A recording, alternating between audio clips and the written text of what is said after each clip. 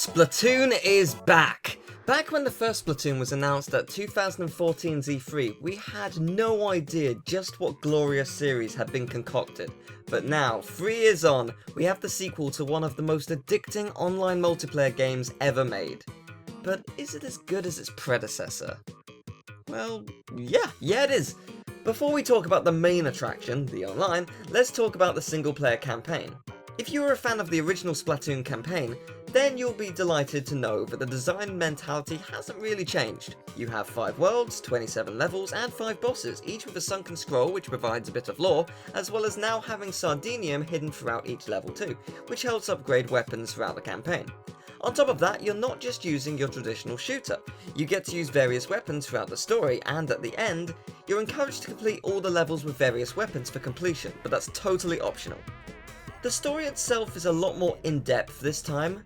Marie, the best squid sister, please don't hurt me in the comments, asks for your help since her cousin, yes, cousin, apparently, Callie, is missing. Your job is to find her and bring her back. On your journey, you'll face fun, tough, creative levels and extremely fun bosses. But I wish that the lore wasn't just hidden in the story scrolls. They're pretty hard to find, and I'd like to hear more about the world, more than just what the scrolls tell, but maybe that's just me. Outside of the story, you can explore Inkopolis Square, and there's plenty to check out. You have a new rhythm minigame where you can listen to any song from the game, but can also play a rhythm game to it if you'd like. You can use your amiibo with the game, just like last time, and there's also a post box where you can submit drawings on, which is sort of a replacement for the Miiverse messages that used to show up above people before. So, you always knew it was going to be back. But Turf Wars are back! This time, we're not greeted by the Squid Sisters, but by Marina and Pearl, and Turf Wars are off the hook. As per usual, every 2 hours, 2 out of the 8 new stages rotate, with plenty more being added throughout the next few years. The thing I like about this though, is that there are so many new weapons and every special ability for each weapon is entirely new, so it honestly felt like I was playing the game again for the first time. I had to adapt to using different weapons instead of using what I felt familiar with, which actually felt quite nice. I died a lot. I suck apparently. It used to be good.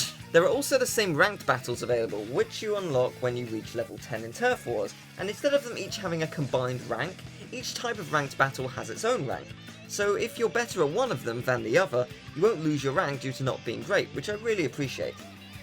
On top of that, there are also league battles. You can enlist help from a friend to create a pair and get matched with another pair, or even connect with 3 of your friends to form a squid quartet.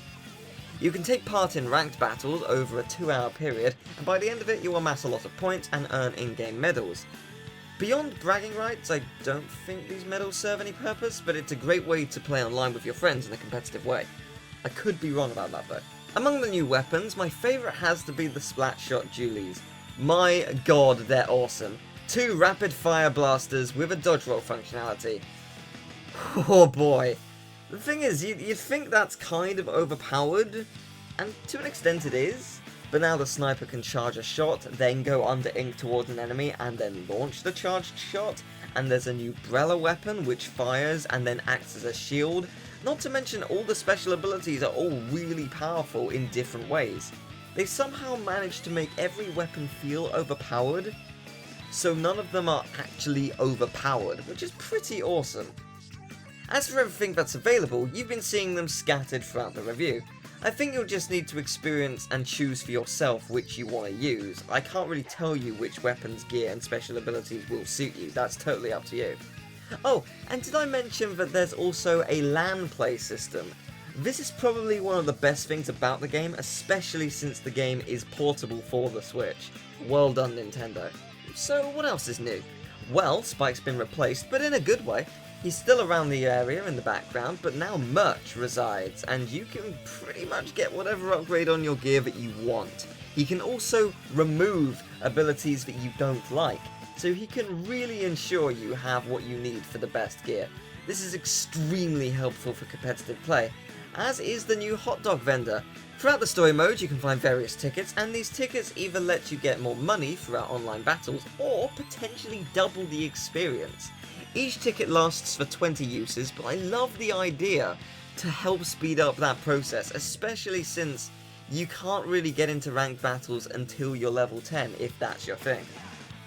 You can also engage in conversations with your friends during battle via the Splatoon phone app. Personally, I just prefer talking to my friends on Skype or Discord, but this is a good way too. Naturally, Splatfests are gonna be back. You have two choices. Pick a team, and turf wars will ensue for one team versus the other. The first actually launched before the game was released in a demo of Cake vs Ice Cream. I mean, come on. Duh! Team Ice Cream for sure. Did we win though? That doesn't matter. It's all about the taking part that counts. Totally won though. Haha, Team Ice Cream! Finally, let's talk about Salmon Run. Unfortunately, this isn't a thing you can do all the time. It's only available during specific times throughout the week. Usually for a full day though, so you can't actually miss it. There's loads of chances for you to play this. You can also set it up whenever through LAN, which is fantastic. But what do I think about it? This is honestly one of the best things Splatoon has ever done. It's bloody incredible. Every session you have a different stage that rotates each day and 4 pre-selected weapons for that day. You have 3 waves, each lasting 100 seconds to get as many golden fish eggs as you can to the canisters in each wave, and oh my god, this gets so hectic and I love every single second of it. There are 8 bosses that can show up randomly, usually 4 or so per wave, though sometimes it can be more, and a ton of enemies that surround you, and the action just doesn't stop. For each wave, the arena changes somewhat. The tide can be higher, limiting your movement and cornering you constantly, or it can be out, giving you a lot more freedom. This is all about teamwork. Each boss drops 3 golden eggs, so you should work together to get all 3 to the canister before enemies take the rest. Basically, a good strategy is to have one person hold the enemies off if you're not all there yet.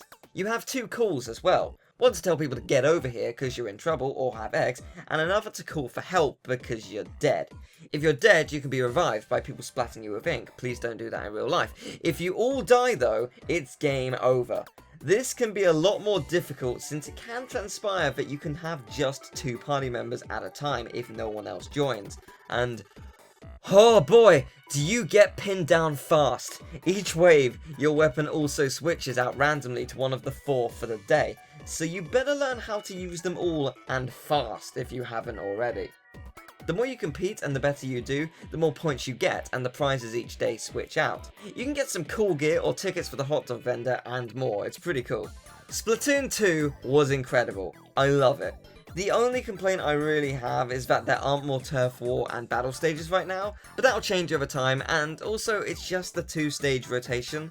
I know that you can choose which stages you can play with friends, but I'd like more of a choice with random people too. Ah well, it's not a huge deal, and especially when the rest of the game is just so fun. I'm giving Splatoon 2 a 9.5 out of 10. Until next time, don't get cooked, stay off the hook.